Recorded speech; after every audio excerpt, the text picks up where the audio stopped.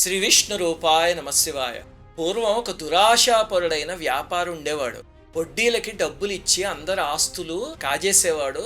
పిల్లికి బిచ్చం కూడా పెట్టకుండా డబ్బు పోగు చేసుకునేవాడు. ఏనాడు ఒక పుణ్యకార్యం కూడా చేయలేదు. ఒకసారి ఒక బ్రాహ్మణుడికి డబ్బు వడ్డీకి అప్పిచ్చాడు. ఆ బ్రాహ్మణుడు పాపం చితికిపోయి తీర్చలేకపోతే వాళ్ళ ఇంటికి వెళ్ళి నిలదీశాడు. ఆయన, అయ్యా నాకు ఒక చిల్లిగవ్వ కూడా లేదు, చచ్చి మీ ఇంట్లో పనివాడి కింద పుట్టి మీ రుణం తీర్చుకుంటాను, నన్ను అనుగ్రహించండి అన్నాడు. ఆ వ్యాపారికి ఆగ్రహం వచ్చి కత్తి తీసి ఆ బ్రాహ్మణుడి పీక కోసి చంపేశాడు. రాజభటులకి దొరకకుండా అజ్ఞాతంలోకి వెళ్ళిపోయాడు.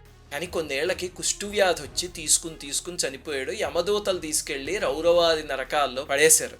కానీ ఆ వ్యాపారికి ఒక కొడుకు ఉండేవాడు, ధర్మవీరుడని, చాలా ధర్మాత్ముడు. యవ్వనంలోకి వచ్చాక తండ్రి సంపాదించిన ధనమంతా ధర్మ కార్యాలకి, చెట్లు నాటించడానికి, ఆలయాలు కట్టించడానికి, అన్నదానం చేయడానికి వాటికి ఉపయోగించాడు.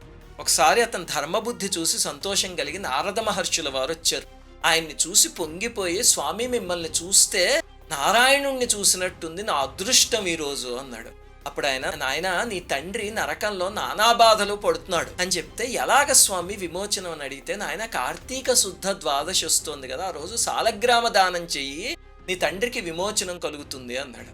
అతను ఆశ్చర్యపడి, మా తండ్రి మరణించినప్పుడు గోదానం, సువర్ణదానం, భూదానం అన్నీ చేశాను, అవేమీ విముక్తి కలిగించలేదు, ఒక రాయి ఇస్తే ఏం విముక్తి కలుగుతుందండి అని చెప్తే మహర్షి నవ్వుకుని వెళ్ళిపోయారు. ఇన్ని దానాలు చేశాను కదా, అది ఒక్కటే చేయకపోతే ఏమిటి అని ఇంకా దానాలు కూడా చేయడం మానేశాడు. మహర్షి మాట పెడచెవిన పెట్టాడు. మానవ జన్మ నుంచి పడిపోయి పులి, కోతి, ఎద్దు మొదలైన జన్మలు ఎత్తి ఆఖరిలో ఒక స్త్రీగా పుట్టాడు.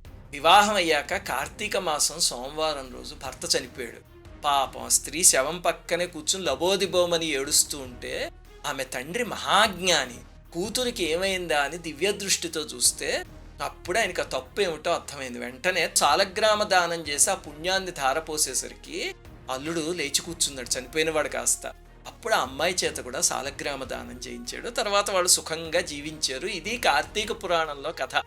ఏం చెప్తుందండి అంటే, ఎవరైనా చనిపోయినప్పుడు మన చేత సాలగ్రామ దానం ఇలాంటివి చేయిస్తారు కదా, ఇవి చాదస్తం అండి అని తీసి పాడేయకండి. మరణం తర్వాత జీవితం ఏమిటో మనకి తెలియదు. మన మహర్షులు ముల్లోకాలు తిరిగి వచ్చిన వాళ్ళు పురాణాల్లో చెప్పిన మాటల్ని విని మరణం తర్వాత చేయాల్సిన ప్రక్రియలన్నీ శ్రద్ధగా చేయండి. మనని కనిపించిన వాళ్ళ కోసం ఆ మాత్రం చేయలేమా చెప్పండి. శ్రీమాత్రే నమః.